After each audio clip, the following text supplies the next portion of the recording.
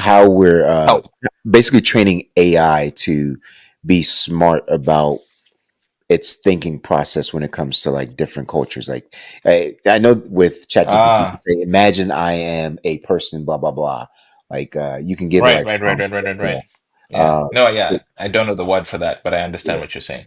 Yeah, so I think things like that, it's like it's very important that we were able to think contextually, like where we're at, where the population we're trying to serve, where they're at, and trying to meet them in the middle, and be able to format policies and solutions that are driven to help them succeed to the best of their ability, versus thinking in a perfect utopian Yeah. baseline Yeah. that, that we're in. And I think, yeah, and that's the gap that's missing, right? We don't yet Yeah, have a way, at least a way that I know of, that is able to really teach AI what the human experience like in a specific context. yeah, It's like how would you explain what love feels like to an AI, right? yeah, What it can do, at least generative AI, could probably just, comb the internet for descriptions of love yeah. and what it looks like, but it doesn't know what it feels like, Right. right? And Yeah. so on that part, that's the gap. We don't yet know how to infuse it with this essence of this human experience that is Right. intangible, right? Yeah. And I don't think we ever will. That's a story for another day. I don't know if Until we maybe want we to. figure something else. I don't know if we want to. Right. Exactly. But so that's why for me, it's still very much primarily an idea generation tool. Yeah. Yeah. It's still a facilitator of knowledge that already exists in an individual using it. I Right. think that's still where it is. I'm not using it as much as everybody else out there, so I can't say. But from my experience, what I use it for, it's still very much, oh, I'm thinking about this. What ideas do you have? And I look at it, I'm like, okay, that's interesting. That doesn't make sense. That okay, let's see, let's work with Yeah. this, things like that. I still very much use it for idea generation, and I use it maybe for editing stuff. Okay. Yeah, I was just going to So ask that, like, with your papers, because yeah. when you Oh yeah. started in 2010, like AI wasn't there, so you didn't have ChatGPT to write your papers. Like, how is that now when it comes to like writing like policy documents? Do you use it as much, or you? Um, I mean, who's watching this pod? No, no, no, no, no. Again, the way, for example, policies, right? Yeah. Yeah. The way I use AI to write papers is again same way. It's ideas. I look for ideas, especially Hmm. around policies. You want options, Hmm. right? Give me some Right. options of, Yeah. how you would solve this problem, right? Right. Then Yep. based on what I get, then I can do more digging. Yeah. Yeah. Yep. I can do a deeper dive Yep. with using my expertise. Right. Using my expertise, I can be able to say this option doesn't make sense for this context. We're not going Exactly. to like Yep.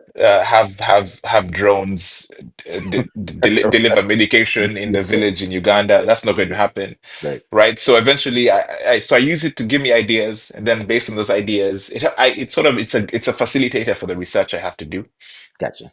And then one thing that I do like to use it for is to then, sort of review the document for errors and things like that. Okay. It's really useful about that, just sort of formatting and then sometimes when we have group papers, right? You have a group project and then you all have to submit one paper. One of the Yeah. things that I use it for is like after we've all done our pieces, then I'll like throw it in there and be like, can you make all this sound like it reads like it was written by one person?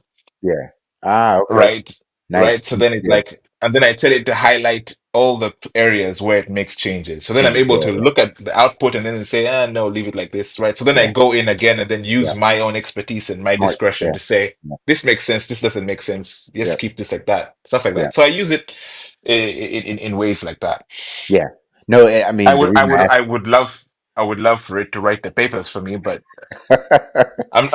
I'm doing a doctorate. If I'm having AI write papers for me, they're not really learning what I'm supposed to do, so it Yeah. doesn't make Yeah. sense.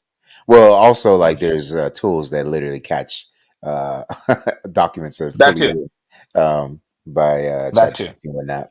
But I mean, Yeah. going back to what you were saying before, I think when it comes to like, I think we talked about it in the last pod where there's a lot of folks who um, are fully reliant on AI, which that at the end of the day, like you're gonna put yourself in more hot water than not because it's still a tool that's very much immature. It's still learning. There's still a lot of things that it gets incorrect. I'm talking even programmatically. We're talking about like ones and twos, like telling you how to do certain things. Like it tries to come up with its best ways to do certain things, but at the end of the day, it's just scraping through different things and it's concatenating things together. But if it gets certain points wrong, but you don't know about it, you're going to Yeah, submit something that's going to be completely false. So the fact exactly, that you're going exactly. through and rereading and looking at, what you've submitted or you prompted it to give you, um, I think that's the way the tool should be utilized at this stage.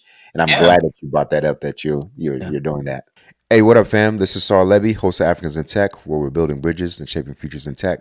Just a quick reminder for those who've not yet subscribed to our YouTube channel, hit that subscribe button. You can catch all of our content, including our whiteboard sessions, where you'll find our full length videos on our channel. And hit that notification bell, fam. All right.